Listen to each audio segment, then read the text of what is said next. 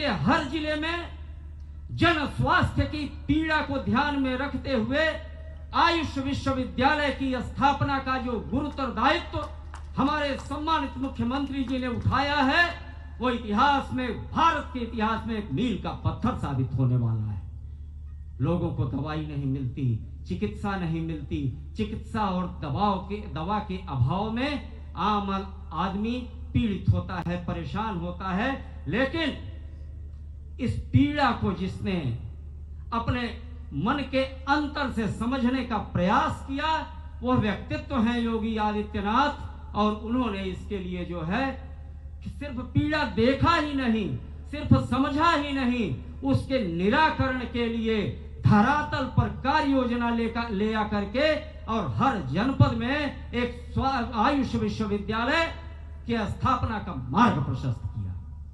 मित्रगण, यह तो हो गई आपकी बात जो है स्वास्थ्य की और समाज में कानून व्यवस्था की, आप विस्तार से बताएंगे। लेकिन मैं इतना जरूर कहना चाहता हूं, अभी हम सब ने कोविड-19 के दंश को झेला है, हमने तमाम अपने प्रियजनों को खोया भी है। यह कहने में कोई पीड़ा नहीं, कोई असत्यता नहीं। लेकिन मित्रगण, मैं यह कहना चाहता हूं, तमाम राज्य सरकारों से तुलना कर लीजिए।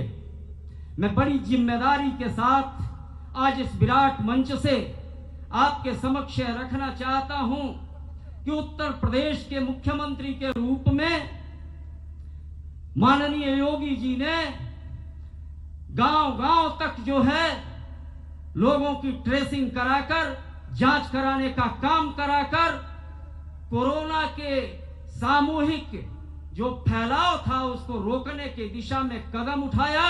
और इतना ही नहीं, हमारे जो विद्यार्थी, हमारे जो गरीब मजदूर, कोटा में विद्यार्थी फंसे हैं, बॉम्बे, अहमदाबाद, दिल्ली में मजदूर फंसे हैं, उन सबको अपने उत्तर प्रदेश की बसें भेज कर, उनको मंगाकर, उनको घर तक भेजवाने का महान कार्य, मानवीय कार्य और इस दायित्व का निर्वाह अगर मैं कहूं तो पूरे भारत में एक उदाहरण है, और वह है हमारे यशस्वी कहूं तो छोटा पड़ेगा, परम यशस्वी मुख्यमंत्री जी, जिन्होंने यह दायित्व निर्वाह किया। आपको याद होगा, तमाम अगल बगल के हमारे प्रांतों ने मना कर दिया था कि हम नहीं किसी को बुलाएंगे, हमारे पास नहीं संसाधन है। लेकिन नहीं, दृढ़ इच्छा शक्ति, सामर्थ्य और कार्य की पूर्ति की उत्कट आकांक्षा के साथ जब योगी जी ने प्रण कर लिया तो वह सब कार्य कर करके आपके सामने रख दिया। और इतना ही नहीं, घर बुलाने के बाद उनके घर में चूल्हे जलने की चिंता भी किया, उनको राशन भी फ्री में दिया गया, गैस चूल्हे भी फ्री में दिए गए। मित्रगण, एक बात मैं और कहना चाहता हूं, भारत का इतिहास जिस बिंदु को लेकर आज 428-30 सालों से निरंतर युद्धरत था,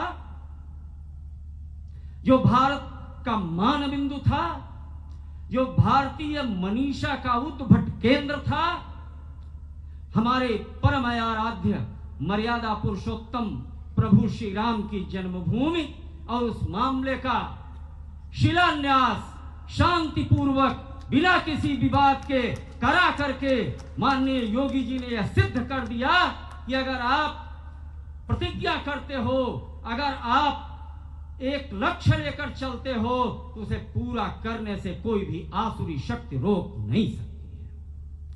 मित्रगण, मैं ज्यादा समय शायद ले रहा हूं, लेकिन मैं अपने को रोक रहा हूं। हृदय के भाव तो बहुत कुछ कहने को हैं, क्योंकि आज काफी दिन के बाद पूज्यवर मिले हुए हैं, लेकिन मैं अपने को रोक रहा हूं, समय की मर्यादा है।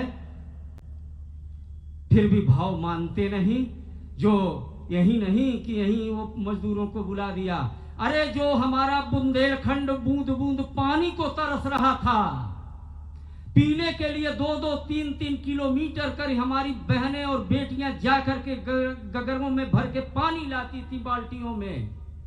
हर घर नल जल योजना को ले आकर के प्यासे बुंदेलखंड को संतृप्त करके ये बता दिया कि सबका साथ, सबका विकास, सबका उत्थान और सबके लिए काम, यही हमारी सरकार का निष्पक्ष भाव से लक्ष्य है। इसी नाते तो मन यह कहने से रुक नहीं पाता, आपका गोरखपुर कार्य क्षेत्र रहा है।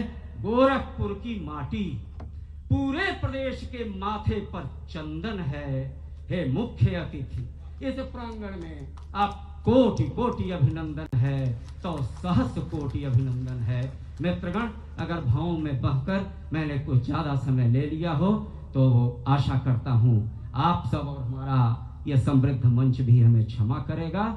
बहुत बहुत धन्यवाद, बहुत बहुत आभार। मित्रगण, एक चीज और है, हमारा एक मांग पत्र है और बताएं आपको, उसी से मांगने की भी इच्छा होती है जो देने के लिए प्रस्तुत रहता है। मित्रगण, हमारे आदरणीय डॉक्टर साहब बैठे हुए हैं। पिछले रिजीम में हमारे मुख्तार खाने का एक एस्टीमेट गया हुआ था। हमारे एसोसिएशन के हमारे तत्कालीन जो पदाधिकारी सम्मानित थे, उन्होंने काफी प्रयास किया, उनके प्रयास पर कहीं कोई प्रश्न चिन्ह नहीं। हमारे डॉक्टर साहब ने भी उसके लिए प्रयास में कमी नहीं रखी, लेकिन जब वहां बैठा हुआ देने वाला न हो तो नहीं मिलेगा। कहा ना, राजा भोज का एक कोषाधिकारी, उसका नाम था नंदन, तो एक को पुरस्कार दिया तो गया वापस कर दिया, 2 बार वापस कर दिया, तो वो आकर के कहा महाराज पुरस्कार नहीं दे रहे हैं। कहा क्यों नहीं दे रहे हैं? कहा साहब उसके पास मत भेजिए। कहा क्यों? कहा आदि नकार अंतो नकार नंदन, अब मध्य दकार हंतो नकार, बीच में द भी है तो उस पर न चढ़ा हुआ है, नहीं मिला। तो वो स्थितियां हुई। लेकिन आज की तारीख में मैं कहना चाहता हूं और बड़ी जिम्मेदारी और गौरव के साथ कहना चाहता हूं, विनम्रता के साथ कहना चाहता हूं कि मांगने की हिम्मत क्यों कर रहा हूं, क्योंकि हमारे यशस्वी मुख्यमंत्री जी ने बुला करके ये 9,08,48,000 की विपुल धनराशि इस एसोसिएशन के लिए जारी करने का काम किया है। और काम ही नहीं किया मित्रगण, कल तमाम स्थलों के शिलान्यास और लोकार्पण के कार्यक्रम यहीं से होने हैं, आपके बगल में गोरखपुर क्लब से। लेकिन यह मान्यवर का आपसे लगाव है, आपके एसोसिएशन से लगाव है, एसोसिएशन के प्रति प्रेम है, अपनत्व है कि उन्होंने यहाँ आकर के शिलान्यास कार्यक्रम को करने का इरादा तय किया। यह उनका हम सब के प्रति स्नेह। मित्रगण, अब मैं मांग पत्र पढ़ रहा हूं। सेवा में माननीय मुख्यमंत्री महोदय उत्तर प्रदेश शासन, मान्यवर, आप एवं आपकी सरकार सबका साथ सबका विकास के मूल मंत्र के साथ समाज के प्रत्येक वर्ग के उत्थान हेतु सतत प्रयत्नशील है। एक मजदूर से लेकर छोटे व्यापारी, कर्मचारी, शिक्षक, किसान आदि जो भी समूह हैं, ये सभी सरकारी आर्थिक सुरक्षा की छतरी के नीचे अपने आप को महफूज महसूस कर रहे हैं।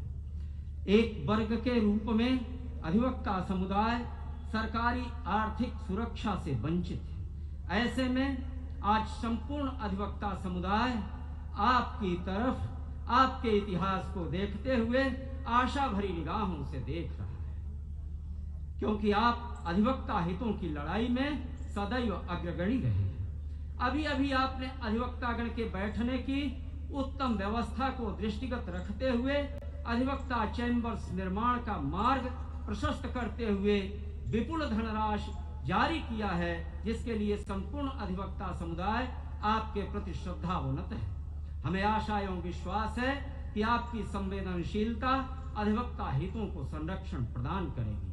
अस्तु, जिला अधिवक्ता एसोसिएशन गोरखपुर अधिवक्ता हित में श्रीमान का ध्यान निम्नांकित मांगों की तरफ आकृष्ट कराते हुए इसे क्रियान्वित करने की याचना करता है।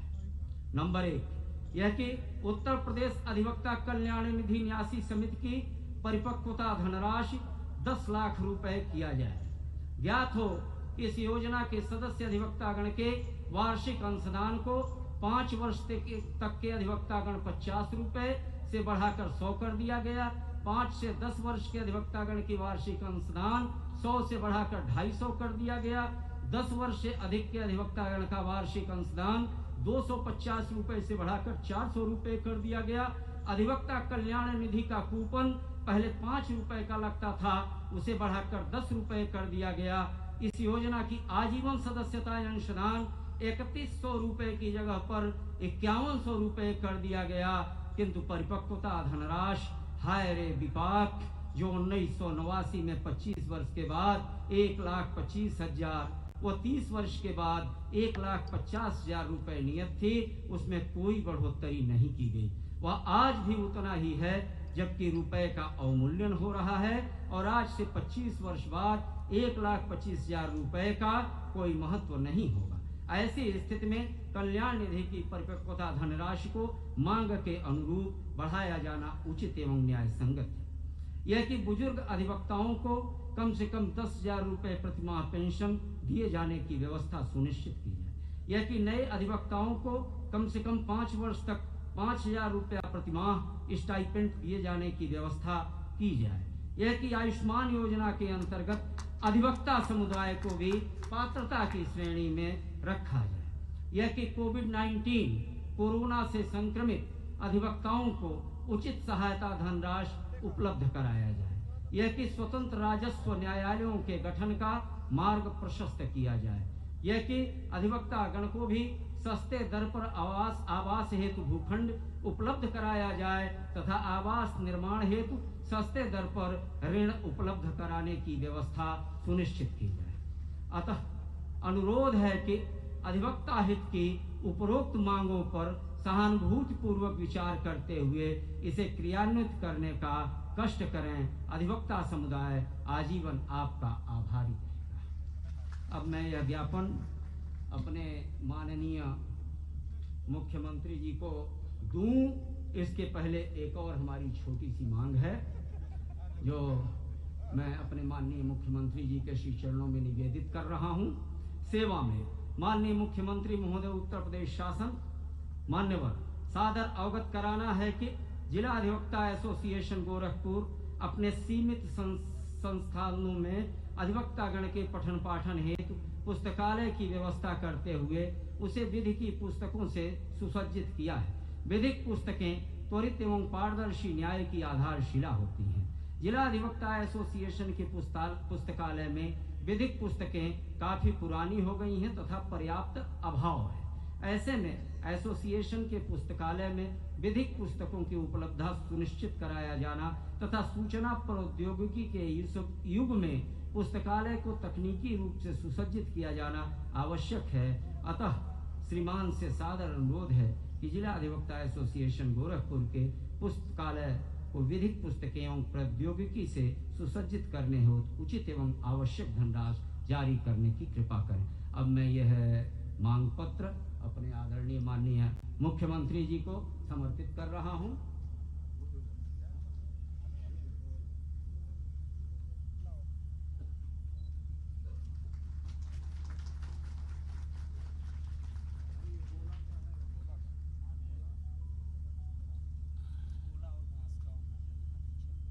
गोला एवं सहजनवा का ही मांग पत्र माननीय मुख्यमंत्री जी को दिया जा रहा है।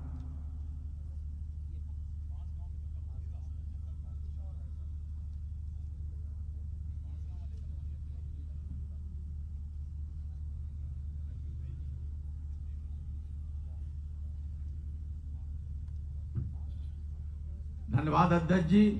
बंधुगण, आपने अपने प्रियजस्वी वक्ता, विवेक ऊर्जा ज्ञान ऊर्जा के धनी, वाणी के सौम्य प्रखर वक्ता को सुना। अध्यक्ष जी ने मान पत्र भी रखा, मान पत्र भी रखा। मैं अपेक्षा और आशा करता हूं जिस प्यासी धरती बुंदेलखंड को जल की व्यवस्था माननीय मुख्यमंत्री ने किया, ये तो बड़ा ही छोटा मांग पत्र आपका है, उनके समक्ष यह अवश्य पूरा होगा। राजकोष रिक्त हो चिंता नहीं है काज की, प्रजाजन सुखी रहे यही सच्चे निधन राजा के। मैं आशा करता हूं उन लोगों की मांगे मानी जाएंगी।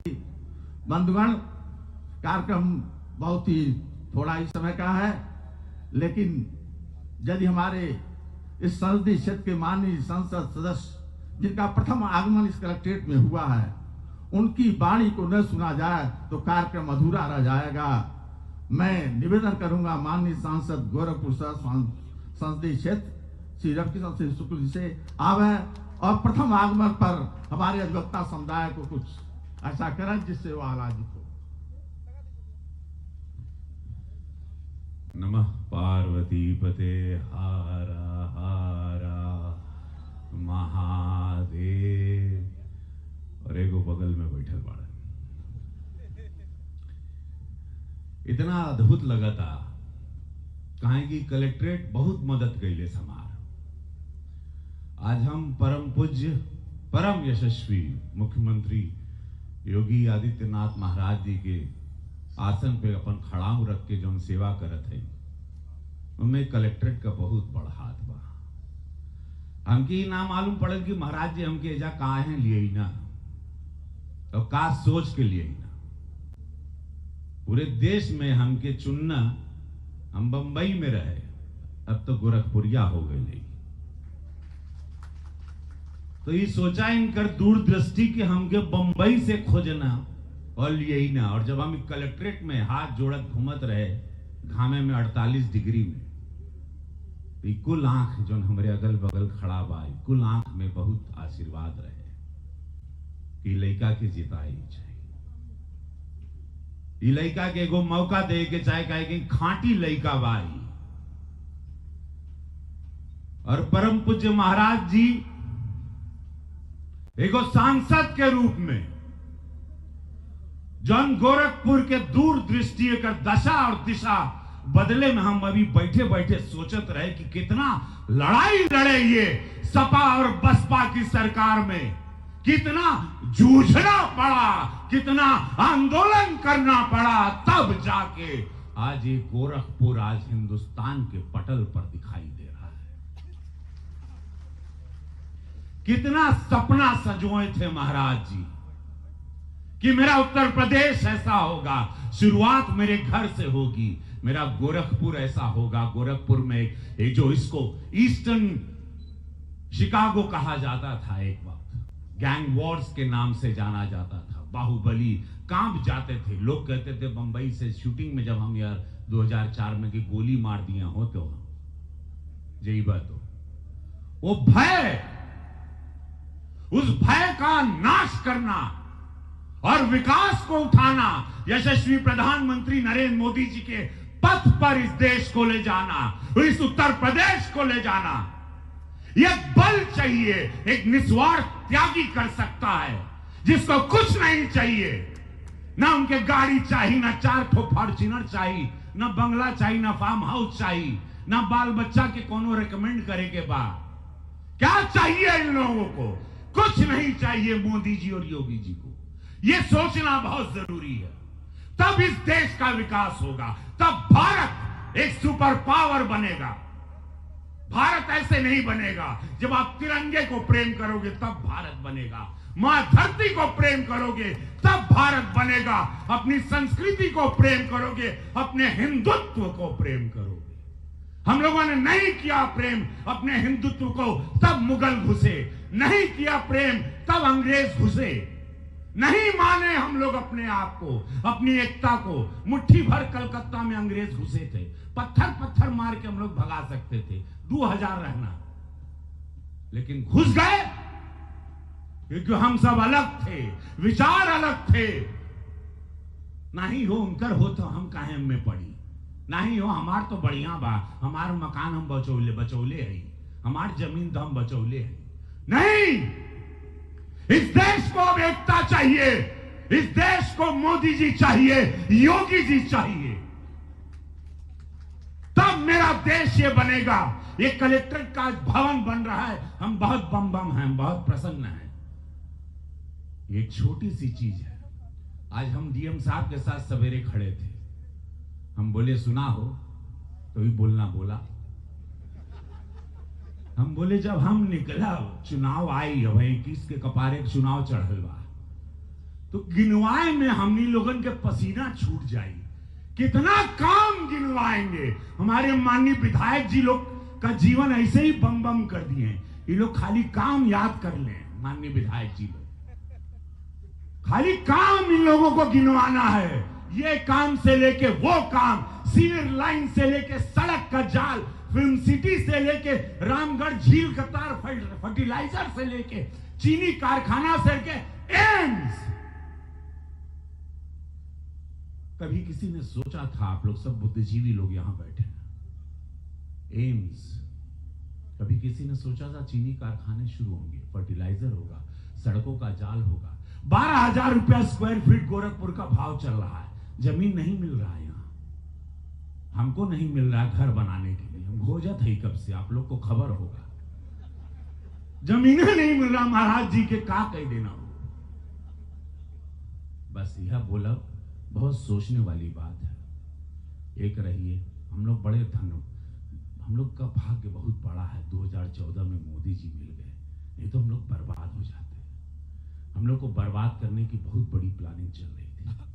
हम लोग बहुत भाग्यशाली हैं कि हम लोग को पूज्य योगी महाराज एक मुख्यमंत्री की तरह मिले। और 2017 और 2020 मात्र 3 साल में पूरा काया पलट दिए उत्तर प्रदेश का। एक नंबर मुख्यमंत्री में नाम चलता है पूरे देश में। इनका कार्य से लेके, सच्चाई से लेके, कथनी करनी में कोई अंतर नहीं। बोला प्रेम से हारा हारा महादेव। नाभि से बोला हो, कलेक्ट्रेट में हुआ तो का भाई बोला जय श्री राम। नाभि से, नहीं तो अंग्रेज घुसेगा, मुगल घुसेगा। बोलो जय श्री राम, जय जय श्री राम। हर हर महादेव। माननीय विधायक लोगन के प्रणाम, मंचासीन सब लोगन के साथे प्रणाम करब। जय हो।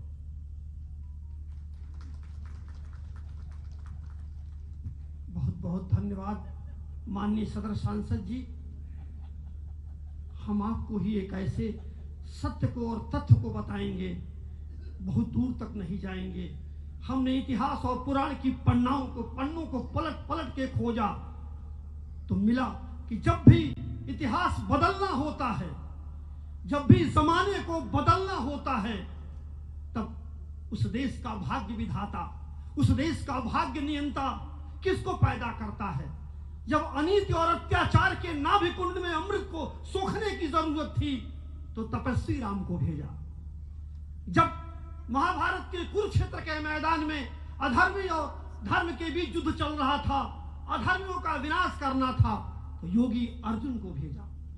कुरुक्षेत्र के मैदान में उस महाकाल ने कहा था, हे कुंती नंदन तू जोगी हो जा, क्योंकि वह जानता था कि केवल अधर्म का नाश योगी ही कर सकता है।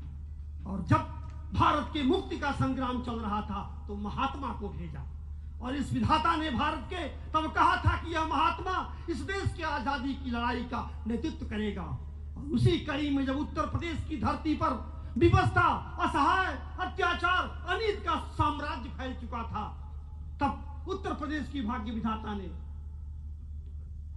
नियति के द्वारा इस आपके गोरखपुर के योगी को भेजा। हम सब इस परम लोकप्रिय यशस्वी मुख्यमंत्री आदित्यनाथ को अपने बीच में पाकर बहुत बहुत ही गौरवान्वित और सम्मानित महसूस कर रहे हैं। हम चाहते हैं कि समय बहुत कम है, इसलिए इस कड़ी में अब एक बार आप हम सभी सम्मानित साथियों से आग्रह करते हैं कि आप एक बार जोरदार नारा अपने परम सम्मानित माननीय मुख्यमंत्री के लिए लगाएं, और उसके बाद हम आपके सामने अपने माननीय मुख्यमंत्री को प्रस्तुत करने के लिए आग्रह करेंगे, निवेदन करेंगे। आप जोर से हमारा साथ देंगे। परम पूज्य योगी आदित्यनाथ जी महाराज, आज परम पूज्य योगी आदित्यनाथ जी महाराज, परम पूज्य योगी आदित्यनाथ जी महाराज। अब हम अपने इस भव्य समारोह के मुख्य अतिथि परम सम्मानित माननीय, हम और किसी को क्षमा मांग के साथ इस आपसे याचना करते हैं कि समय बहुत ही कम है, बड़ा ही व्यस्त कार्यक्रम है, इसीलिए हम सबसे क्षमा मांगते हुए अब इस कार्यक्रम के मुख्य अतिथि परम सम्मानित माननीय मुख्यमंत्री जी से आग्रह करते हैं, निवेदन करते हैं, प्रार्थना करते हैं कि आए अपने आशीर्वचन से हमें संबोधित करें।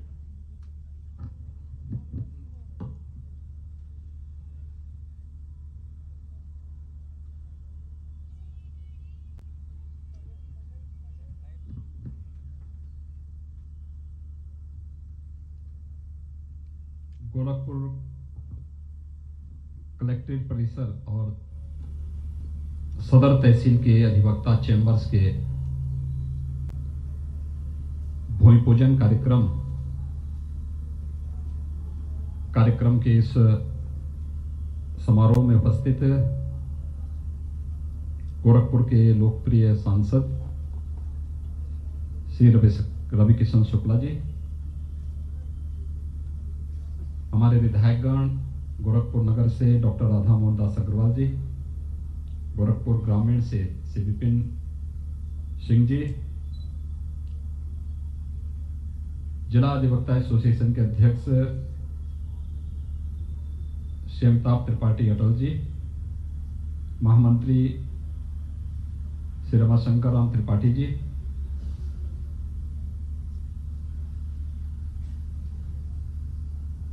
आज के इस कार्यक्रम में उपस्थित जिला अधिवक्ता एसोसिएशन के वरिष्ठ उपाध्यक्ष श्री रजनीकांत मिश्र जी, संजय जी, सुरेंद्र सिंह जी, अरविंद त्रिपाठी जी, धर्मेंद्र कुमार सिंह जी, अमरीश कुमार राय जी, ब्रजेश पांडे जी, श्रीमती अनुराधा तिवारी जी, आज के इस कार्यक्रम में उपस्थित भारतीय जनता पार्टी के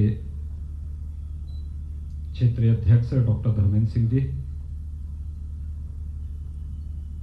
महानगर अध्यक्ष राजेश गुप्ता जी, जिला अध्यक्ष युधिष्ठिर सिंह जी, गोरखपुर के मंडलायुक्त, गोरखपुर के जिलाधिकारी, पुलिस और प्रशासन के सभी अधिकारीगण, जिला अधिवक्ता association, civil court bar association तथा विभिन्न जो तहसील हैं उनसे जुड़े हुए जो एसोसिएशन हैं उनके भी तमाम पदाधिकारी आज के इस कार्यक्रम में उपस्थित हुए हैं, उनके सभी पदाधिकारीगण और गोरखपुर के सभी वरिष्ठ अधिवक्तागण और उपस्थित भाइयों बहनों, मेरा आज का जो कार्यक्रम है ये केवल इस समय केवल अधिवक्ता समुदाय के लिए है, इसलिए मैं आपके अवसर और आप सबका हृदय से अभिनंदन करता हूं और आपको बधाई देता हूं कि गोरखपुर कलेक्ट्रेट में और सदर तहसील के अधिवक्ताओं के लिए अच्छे सुविधायुक्त चैम्बर्स का निर्माण यहां पर होगा। गोरखपुर कलेक्ट्रेट से इसकी शुरुआत हो रही है और मुझे लगता है कि प्रदेश के अंदर हर एक कलेक्ट्रेट में, हर एक तहसील में, हर एक सिविल कोर्ट बार एसोसिएशन में हम ऐसे ही अच्छे चैम्बर्स अधिवक्ताओं के लिए बना सकेंगे। इसके लिए इसका शुभारंभ यहां से किया जा रहा है। मैं इसके लिए आप सबका हृदय से बधाई देता हूं, आप सबको अपनी शुभकामनाएं भी देता हूं। प्रदेश सरकार ने एक निर्णय लिया है कि हम विभागीय कार्यालयों को एक जगह लेकर के जाएं और हम गोरखपुर और वाराणसी कमिश्नरी से इसकी शुरुआत कर रहे हैं। मंडल के जितने भी कार्यालय होंगे वह एकीकृत भवन में हम लोग देने जा रहे हैं और मुझे लगता है इसका सबसे अधिक लाभ या तो जनता को होगा या अधिवक्ता भाइयों बहनों को होगा, क्योंकि उनको अब अपने वादकारी के कार्य के लिए 10 कार्यालय नहीं जाना पड़ेगा, बल्कि एक ही बिल्डिंग में, एक ही जगह में उनको सारी सुविधा उपलब्ध हो पाएगी। इस दृष्टि से यह कार्यक्रम का शुभारंभ हम गोरखपुर से करने जा रहे हैं। गोरखपुर के मंडल से जुड़े हुए पहले चरण में सभी कार्यालय एक भवन में हम लोग लेके आने जा रहे हैं। उसके निर्माण कार्य की स्वीकृति हम लोगों ने दे दी है और उसके साथ ही हम लोगों ने ये भी कहा है जहां पे कोर्ट का भवन बने, जहां पर मंडल के सभी कार्यालय बने या मंडलायुक्त से जुड़ी हुई जो कमिश्नर्स कमिश्नर का कार्यालय बने, तो वहां पर उनके बार एसोसिएशन के लिए भी, जितने भी उनके स्वयं के कार्यालय के लिए भी और अधिवक्ताओं के चैम्बर्स के लिए भी व्यवस्था अच्छी होनी चाहिए, क्योंकि दोनों जब एक साथ मिलकर के चलेंगे तब हम वादकारी के हितों को संरक्षित कर पाएंगे। और इस दृष्टि से इस कार्यक्रम का शुभारंभ करते हुए मुझे बहुत प्रसन्नता की अनुभूति हो रही है। मैं जानता हूं पिछले 10 महीने से वैश्विक महामारी कोरोना से हर व्यक्ति त्रस्त है। दुनिया की बड़ी बड़ी ताकतें इससे पस्त हो गई। आप मीडिया को देखते होंगे, अमेरिका के अंदर जो दुनिया की सबसे बड़ी ताकत है, वहां की स्थिति कितनी खराब है। और वहां पर जनजीवन को उसने कैसे प्रभावित किया है। ब्रिटेन जिसने टीका की शुरुआत की, वहां पर फिर से नए स्ट्रेन ने फिर से वहां पर एक नई समस्या खड़ी की है। फिर से लोग लॉकडाउन की तरफ जा रहे हैं। लेकिन देश के अंदर भी और प्रदेश के अंदर भी प्रधानमंत्री मोदी जी के मार्गदर्शन में कोरोना के खिलाफ जिस एक अभियान को हम लोगों ने मार्च 2020 में प्रारंभ किया था, आज जब हम 21 की शुरुआत में हैं, तो बहुत विश्वास के साथ कह सकते हैं कि आज प्रदेश के अंदर ड्राई रन हो रहा है। एक ट्रायल किया जा रहा है कि वैक्सीनेशन का कार्यक्रम कैसे होना है। 5 तारीख को पूरे प्रदेश के अंदर होगा और फिर हम विश्वास के साथ कह सकते हैं कि मकर संक्रांति के आसपास हम लोग वैक्सीन लेकर के, प्रदेश की जनता के लिए वैक्सीन लेकर के भी हम प्रदेश के अंदर और देश के अंदर इस कार्यक्रम को आगे बढ़ा करके इस सदी की सबसे बड़ी महामारी को परास्त करने में सफल होंगे। लेकिन यह एक सामूहिक प्रयास है। आपने देखा होगा, जब हम लोग किसी एक महामारी से लड़ते हैं तो महामारी से लड़ने के लिए केवल सरकार को ही उन चीजों का सामना नहीं करना पड़ता है।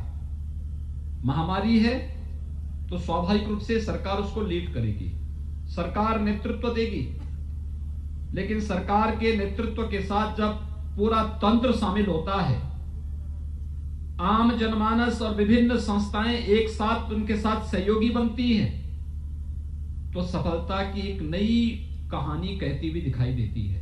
कोरोना के खिलाफ उत्तर प्रदेश के इस प्रयास को अगर WHO ने सराहना की तो उसके पीछे ये सामूहिक प्रयास है। सब लोगों ने मिल करके, एक साथ मिल करके, प्रधानमंत्री मोदी जी के मार्गदर्शन में प्रदेश सरकार के द्वारा जो अभियान प्रारंभ किया गया था, उस अभियान में सबकी सहभागिता का परिणाम रहा कि उत्तर प्रदेश देश के अंदर सबसे बड़ी आबादी का राज्य होने के बावजूद कोरोना का सबसे अच्छा परिणाम देश के अंदर देने में सफल रहा है। तो उसके पीछे कारण इसी सामूहिकता का है, जिसमें अधिवक्ताओं का भी, चिकित्सकों का भी और समाज के व्यापारियों का भी और हर एक तबके के लोगों का भी भरपूर सहयोग शासन को प्राप्त होता रहा। और आज उसका परिणाम है कि हम सफलतापूर्वक आज से 2 महीने पहले प्रदेश के अंदर कोरोना के लगभग 68,000 से अधिक पॉजिटिव केसेस थे। आज सुबह जब मैं गोरखपुर के लिए चला हूं तो बैठक लेकर के चला हूं, उस समय केवल 13,000 पॉजिटिव केस पूरे प्रदेश के अंदर हैं। आप देख सकते हैं कि 68,000 से कम करते करते करते करते आज 13,000 तक हम पहुंच चुके हैं। सबसे अच्छी रिकवरी इस समय देश के अंदर उत्तर प्रदेश की है। लगभग 97% तक हम रिकवरी की रेट को पहुंचा चुके हैं।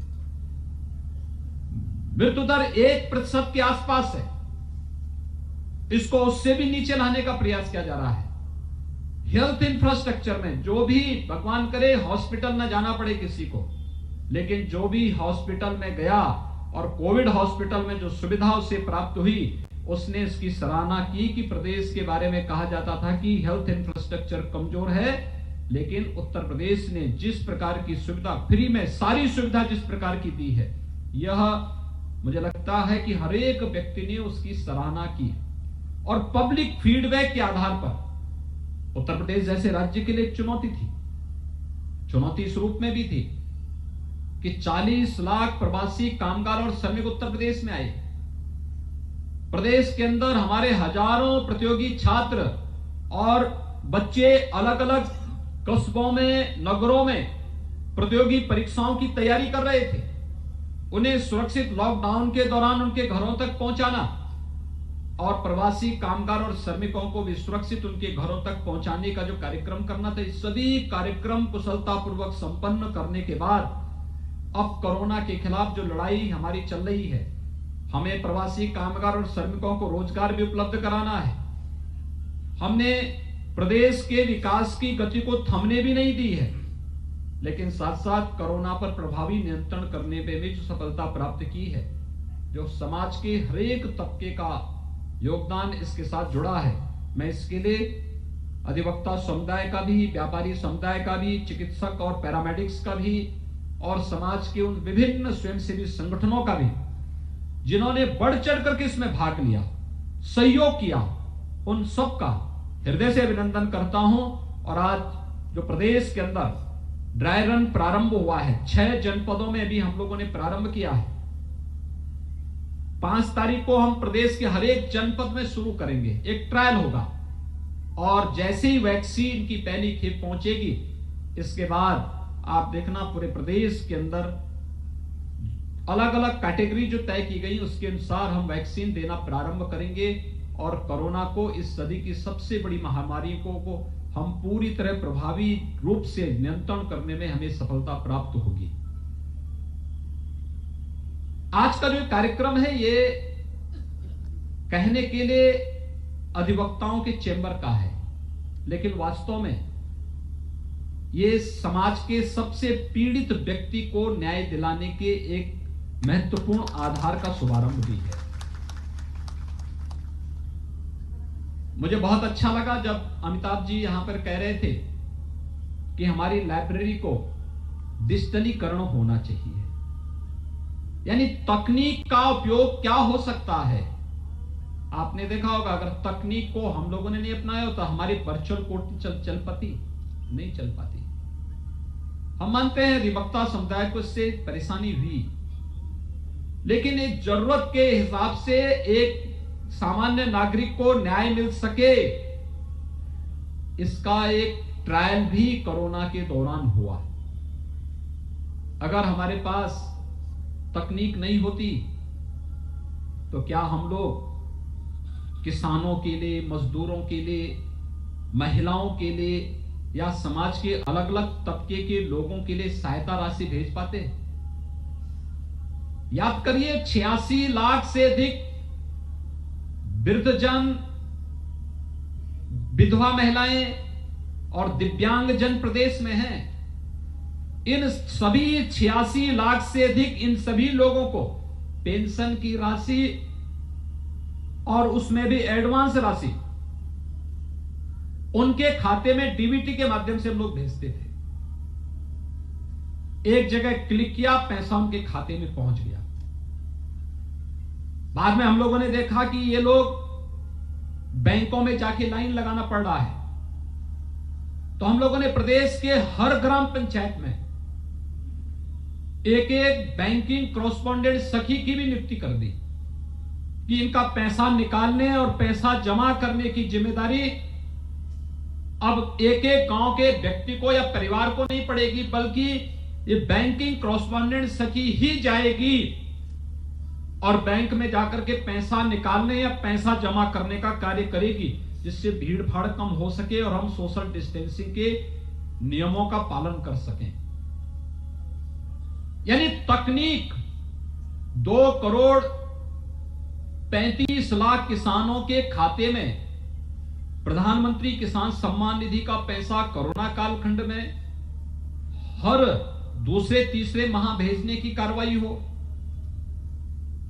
या प्रदेश के अंदर जनधन अकाउंटधारी महिलाओं के खाते में धनराशि उपलब्ध कराने के अतिरिक्त राशि सहयोग के रूप में उपलब्ध कराने की कार्रवाई हो।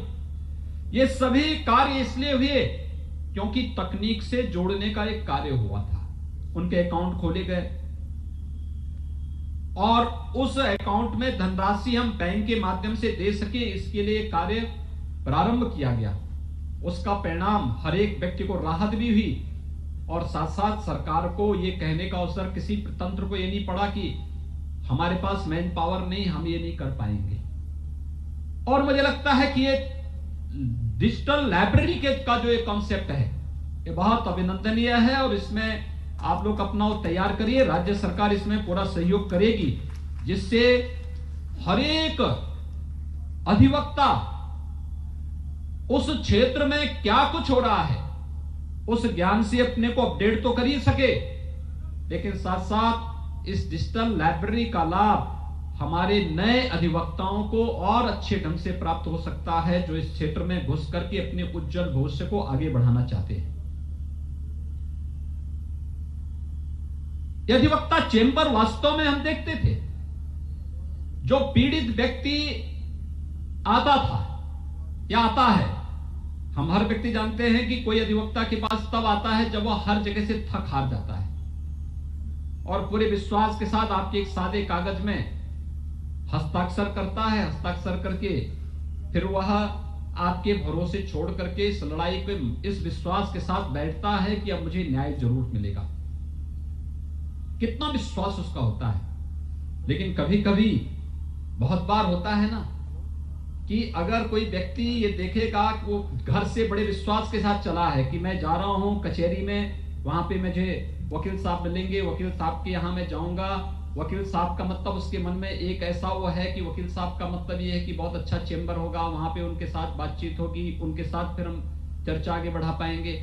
लेकिन जब वो चेंबर में आकर के देखता है कि टूटा हुआ खपड़े के नीचे वकील साहब बैठ रहे हैं, बरसात में चू रहा है, गर्मियों में पसीने से तर हो रखे हैं, और उन स्थितियों में उसके मन में एक चित्र ये भी आता है कि क्या ये वकील साहब मुझे न्याय दे पाएंगे। एक संदेह, उसके मन में जो संदेह होता है, मैं इसलिए बोल रहा हूं कि रवि किशन जी कह रहे थे कि मैं क्या कर सकता हूं, मैंने कहा इस पे फिल्म बना दीजिए।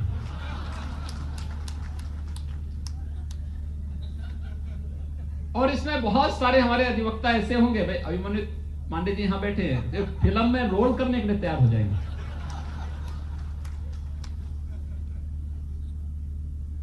वह पीड़ा, भाई एक वादकारी घर से चला और एक विश्वास के साथ चला है कि मुझे न्याय कहां मिलेगा, लेकिन उसे नहीं मालूम कि जिलाधिकारी को देना है, एडीएम को देना है, मंडलायुक्त को देना है, एसडीएम को या तहसीलदार को किसको देना है, या डिस्ट्रिक्ट जज को, एडिशनल डिस्ट्रिक्ट जज को, सीजीएम को किसको देना है। वो तो ये मानता है वकील साहब है, उसको जज के चेहरे के बारे में जानकारी नहीं, वह तो ये मान के चलता है कि मुझे न्याय वकील साहब देंगे। लेकिन फर्स्ट इंप्रेशन कहां खराब होता है, जब वह चेंबर देखता है, टूटा हुआ चेंबर देखता है, उसके मन में विश्वास होता है, क्या शंका खड़ी खड़ी होती है, क्या मुझे न्याय मिल पाएगा। इस शंका का समाधान होना ही चाहिए और इसलिए अच्छे चेंबर अधिवक्ताओं के लिए बनने ही चाहिए, और इसी दृष्टि से हम लोगों ने अधिवक्ताओं के अच्छे चेंबर बनाने का कार्य प्रारंभ किया है। ये अच्छे चेंबर इसी क्रम में बनाने की कार्रवाई होनी चाहिए, और मुझे लगता है कि प्रदेश सरकार ने इस दिशा में एक प्रयास प्रारंभ किया। हम लोगों ने प्रदेश के अंदर, सरकार इस बात को लेकर चिंतित है, न्यायालयों में जो वाद लंबित पड़े हुए हैं, वर्षों से पड़े हुए हैं, 60-60, 70-70 वर्षों से पड़े हुए हैं, 20 से 25 वर्ष में हमारी एक पीढ़ी बदल जाती है। आप अनुमान करिए 60-70 वर्षों से वाद लंबित होंगे, क्या स्थिति होंगी उस परिवार पर, और वाद दाखिल करने वाला व्यक्ति इस धरती पे है कि नहीं है। ऐसा तो नहीं कि फिर से वह जन्म ले रहा होगा कि भाई मेरा जब जब एक वाद निस्तारित होगा इसके लिए फिर से उसको जन्म लेना पड़े। इस दृष्टि से भी जो एक वादों की संख्या है, इसका समाधान कैसे हो, सरकार भी चिंतित है, न्यायपालिका भी चिंतित है, हर एक पक्ष इससे चिंतित है, और इसके लिए नए नए तरीके अपनाए जा रहे हैं। और उसी पर सरकार ने, उत्तर प्रदेश ने इस दृष्टि से न्यायालयों से जुड़े हुए जो मामले थे, इसके लिए कोर्ट का गठन करना हो, जजेज के आवासीय और अनावासीय भवन के लिए भी जहां व्यापक पैमाने पर धनराशि उपलब्ध करवाई जा रही है, वहीं साथ ही साथ जो मैंने आपको बताया कि अब मंडलीय स्तर के सभी कार्यालय एक भवन में रहने चाहिए, जिससे एक सामान्य नागरिक को भी सहूलियत हो और साथ साथ उसकी समस्या का समाधान का जो सबसे बड़ा आधार है अधिवक्ता, वह आसानी से एक ही भवन में एक अपने वादकारी की समस्याओं के समाधान करने के लिए वहां पर भी उसकी पहल कर सके, पैरवी कर सके, कोई जानकारी लेनी वो भी जानकारी ले सके। और इसकी शुरुआत हम लोगों ने गोरखपुर में मंडलायुक्त कार्यालय और मंडलायुक्त कार्यालय में मंडल से जुड़े हुए सभी कार्यालयों को एक एकीकृत कार्यालय के रूप में यहां पर स्थापित करने की कार्रवाई प्रारंभ की है। और मुझे लगता है ये कार्य प्रारंभ होने के साथ उत्तर प्रदेश के अंदर एक नए युग की शुरुआत इस दिशा में प्रारंभ होने जा रही है। हम जिलाधिकारी के कार्यालयों को भी इसी के साथ लेने जा रहे हैं। जिलाधिकारी का कार्यालय, जिले के जुड़े हुए सभी अधिकारियों के कार्यालय एक जगह होने चाहिए। और नहीं तो होता है जिलाधिकारी अपने कार्यालय में है और अन्य अधिकारी मर्जी आई तो बैठेंगे, नहीं मर्जी आई तो स्वाभाविक रूप से घूमते हैं। कोई कार्यालय में है, कोई कहीं है, कोई कहीं है, कोई भरोसा नहीं। इसलिए एक एकीकृत भवन में सभी जगह एक कार्यालय में एक भवन के साथ हम बड़े बड़े मंजिल भवन बनाएंगे, 5 मंजिला 10 मंजिला भवन बनाएंगे, सुविधाएं देंगे, चैम्बर देंगे, ऑडिटोरियम देंगे, कॉन्फ्रेंस रूम देंगे, डिजिटल लाइब्रेरी देंगे, वहां पे कैफेटेरिया देंगे, कैंटीन देंगे, हर प्रकार की सुविधाएं वहां पर उपलब्ध करवाएंगे।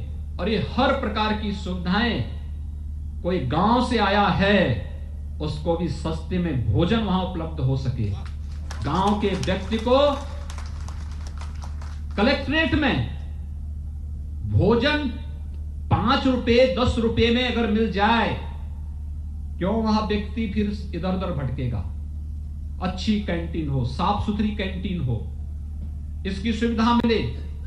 ये सारी सुविधाओं का एक केंद्र बिंदु कलेक्ट्रेट हो या कमिश्नरी हो, ये बने और वह व्यक्ति इन भवनों को एक आदर्श व्यवस्था के रूप में मान करके चल सके। इसकी शुरुआत राज्य सरकार करने जा रही है।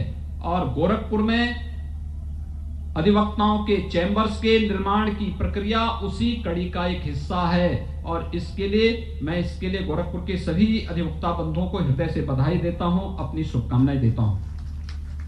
भाइयों बहनों, कार्य करने की इच्छा शक्ति होनी चाहिए। गोरखपुर के चाहे वह सिविल कोर्ट बार एसोसिएशन हो, जिला अधिवक्ता एसोसिएशन हो, या फिर द कमिश्नर्स बार एसोसिएशन हो, ये जितने भी हमारे एसोसिएशन बार से जुड़े हुए हैं, मेरा इनके साथ संवाद आज से नहीं पिछले 25 वर्षों से है, बार के रूप में और एक जनप्रतिनिधि के रूप में, और साथ साथ एक गोरखपीठ के एक योगी के नाते भी एक भावनात्मक संवाद मेरा सभी अधिवक्ता बंधुओं से लगातार बना रहा है। वे लोग हर सम विषम परिस्थिति में हम लोगों के साथ खड़े रहते रहे हैं। उस समय उनके लिए कोई दायरे नहीं रहे हैं, तो स्वाभाविक रूप से एक संवाद रहा। इसलिए 1998 में जब मैं सांसद बना तो पहली डिमांड मेरे पास यहां की आई थी, और अब लोगों ने जिला अधिवक्ता एसोसिएशन में उस समय एक बड़ा सभागार का निर्माण करके यहां के अधिवक्ताओं को समर्पित किया था। बाद में उसका विस्तार भी हुआ, उसको और एक नए रूप में आगे बढ़ाने का कार्य हुआ। इसके बाद फिर इस कार्यक्रम को आगे बढ़ाने का कार्य द कमिश्नर्स बार एसोसिएशन ने, सिविल कोर्ट बार एसोसिएशन, इन सभी एसोसिएशन ने भी अपने अपने समय में कार्यक्रम आगे बढ़ाए थे। लेकिन समय के अनुरूप हम लोगों ने न केवल कलेक्ट्रेट में और कमिश्नरी में, बल्कि हम लोग इस कार्यक्रम को तहसील स्तर पर भी ले जाना चाहते हैं। आज मुझे कंपियरगंज तहसील में मैं जा रहा हूं, कल सैजनवा और बांसगांव तहसील का हम लोग करने जा रहे हैं। फिर और भी तहसीलों के लिए प्रदेश के अंदर अलग अलग कमिश्नरी है, कलेक्ट्रेट है, या फिर तहसील किए हैं, उन सभी स्थानों पर अधिवक्ताओं के लिए उस प्रकार की सुविधा युक्त चैम्बर के निर्माण की प्रक्रिया को राज्य सरकार तेजी के साथ आगे बढ़ाएगी, जिससे दिखने के लिए वह अधिवक्ता का चैम्बर होगा, लेकिन वह वास्तव में एक कॉमन मैन के लिए, एक सामान्य नागरिक के लिए न्याय पाने का एक मंच बनेगा। और उस मंच का एक कार्यक्रम, उसका शुभारंभ हम लोग यहां से कर रहे हैं। शुरुआत ईमानदारी पूर्वक होगी तो उसके परिणाम भी ईमानदारी पूर्वक सामने आएंगे। मुझे देख के कभी कभी आश्चर्य होता है, राज्य वही है, संसाधन भी वही है, तंत्र भी वही है, केवल सरकारें बदली हैं। और क्या परिवर्तन लाया जा सकता है? याद करिए, गोरखपुर में 1947 से 2017 तक कुल 12 गवर्नमेंट मेडिकल कॉलेज बने थे। 12। मैं आज ये बात आपके सामने इसलिए कह रहा हूं क्योंकि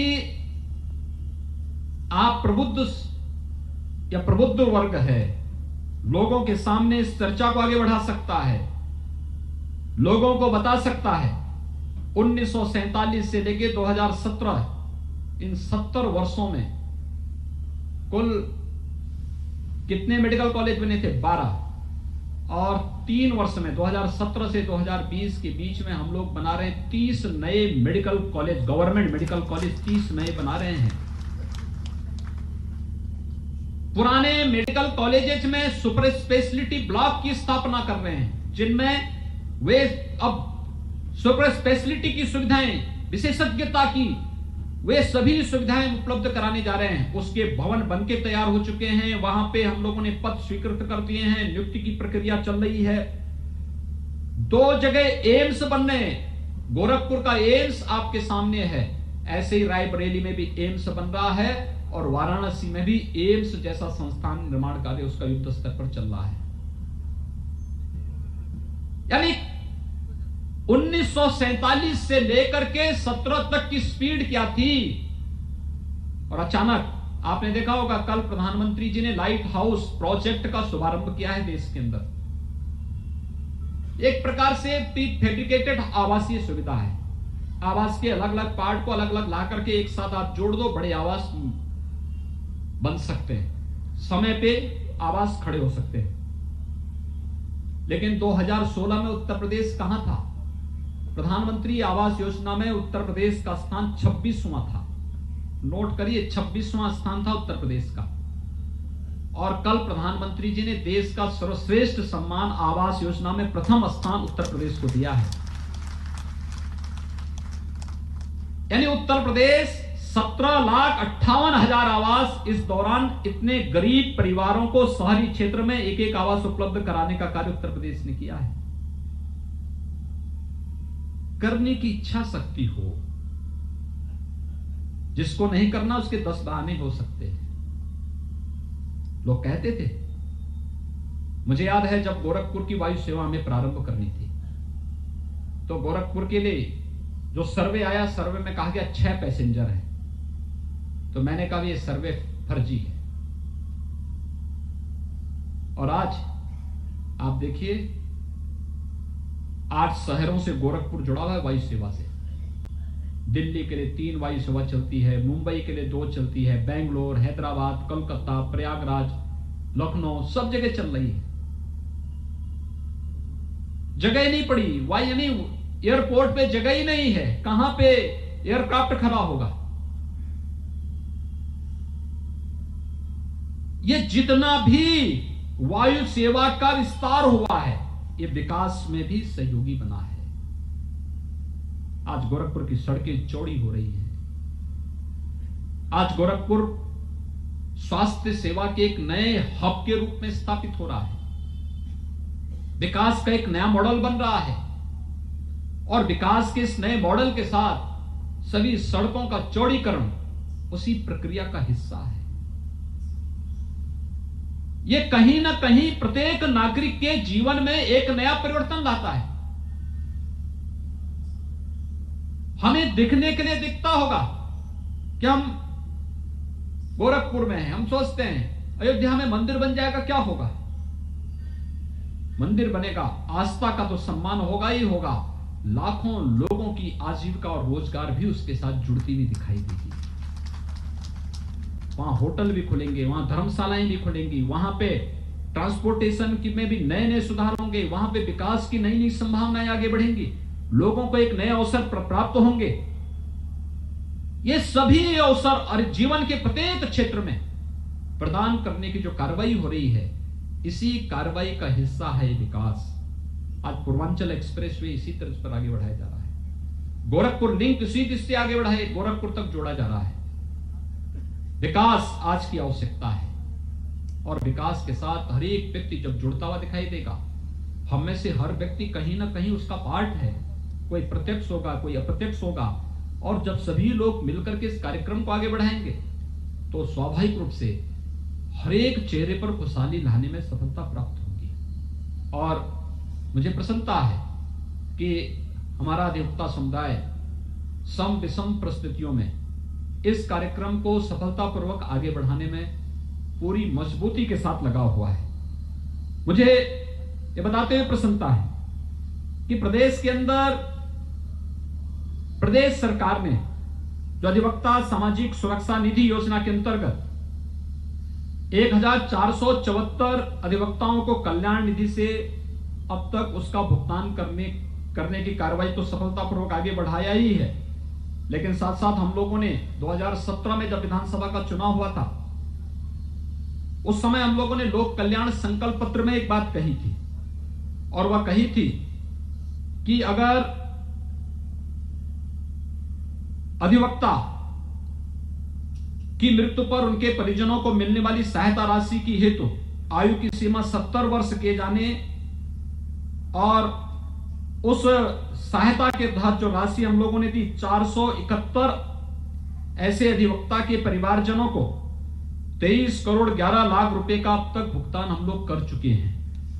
जिन अधिवक्ताओं की इस दौरान मृत्यु हुई और उत्तर प्रदेश में अधिवक्ता सामाजिक सुरक्षा निधि के अंतर्गत मृत दावे के रूप में 662 मृतक अधिवक्ताओं के आश्रितों को कल्याण निधि से भी 4 करोड़ 46 लाख 33 हजार से अधिक धनराशि का भुगतान अब तक हम लोगों ने किया है।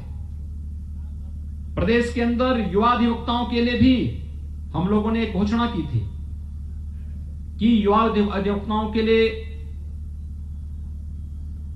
उनकी जो लॉ से संबंधित पुस्तकें होंगी, पत्रिकाएं होंगी, इसके लिए 5,000 रुपए प्रति अधिवक्ता 3 वर्ष के लिए चालू वित्तीय वर्ष के लिए हम लोगों ने जो धनराशि उपलब्ध कराई, उसमें 1 करोड़ 87 लाख 90 हजार रुपये इस जिससे हम लोगों ने स्वीकृत किए हैं, जिसमें से 1 करोड़ 60 लाख रुपये वितरित भी किए जा चुके हैं। इसके अलावा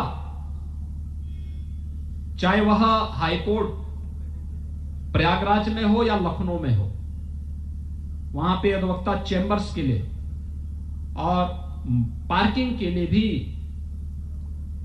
बहुत समस्याएं हैं, तो हम लोगों ने हाईकोर्ट में प्रयागराज में इसके लिए 573 करोड़ रुपए की वित्तीय स्वीकृति वहां के लिए उपलब्ध कराई है। इसके साथ ही लखनऊ में भी 184 करोड़ रुपए चेंबर के लिए और मल्टी लेवल पार्किंग के लिए हम लोग वहां पर उपलब्ध कराए हैं।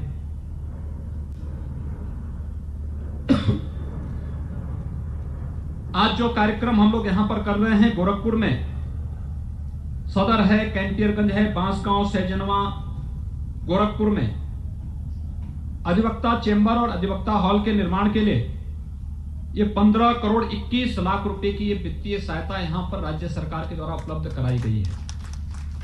यानी गोरखपुर के साथ साथ जो हमारे तहसील के बार हैं, वहां पर भी ये सुविधा हम लोगों ने प्रदेश के अंदर उपलब्ध करवाने का कार्य किया है। और मुझे प्रसन्नता होगी कि हम लोग तकनीक के साथ जुड़ने और उस प्रक्रिया के साथ अपने आप को जोड़ने के लिए आगे बढ़ सकेंगे, तो आने वाले समय में मुझे लगता है कि न्याय और भी सरल और सुलभ बनाने में मदद मिलेगी। मैं गोरखपुर अधिवक्ता एसोसिएशन को आज के इस कार्यक्रम के लिए हृदय से धन्यवाद देता हूं जो मांग पत्र उन्होंने हमारे सामने रखा है उसका पूरा अवलोकन करके सरकार उसमें पूरा सहयोग उन्हें उपलब्ध कराएगी। और आप सबको मैं इस अवसर पर हृदय से बधाई देता हूं। 2021 का यह वर्ष आप सबके लिए मंगलमय हो। आप अपने वादकारी के हितों के लिए और एक सामान्य नागरिक को न्याय दिलाने के लिए इसी प्रतिबद्धता के साथ कार्य कर सकेंगे। इस विश्वास के साथ मैं आप सबके प्रति आज के इस अवसर पर आप सबको हृदय से बधाई देते हुए अपनी शुभकामनाएं देता हूं। बहुत बहुत धन्यवाद। जय हिंद।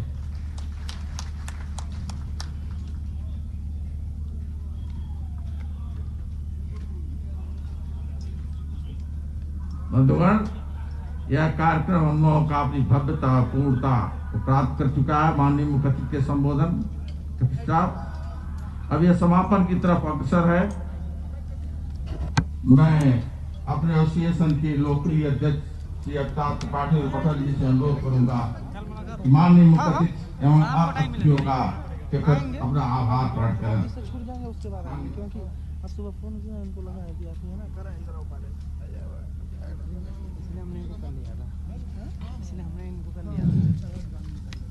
परम पूजनीय आज के मुख्य अतिथि आदरणीय गोरक्ष पीठाधीश्वर योगी जी महाराज, हमारे मंच पर विराजमान हमारे सम्मानित जनप्रतिनिधिगण, सम्मानित अधिकारी, यह तो औपचारिकता है, लेकिन कोई कार्य उसकी औपचारिकताओं के पूरा होने पर ही पूरा होता है।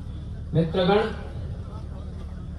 फरवरी में जब महाराज जी ने कहा कि मैं आपको धन दे रहा हूं, एस्टीमेट भिजवाइए, डीएम साहब से बात करके बनवाइए, मैंने डीएम साहब से चर्चा किया और डीएम साहब ने बड़े ही तत्परता के साथ, मैं कहना चाहूंगा, इस कार्य को कार्यदायी संस्था को बुला करके तत्काल मानचित्र तैयार करने का निर्देश दिया और उस निर्देश के आधार पर हमारी कार्यदायी संस्था ने एक एस्टिमेशन, एक डीपीआर बना करके शासन को भेजा।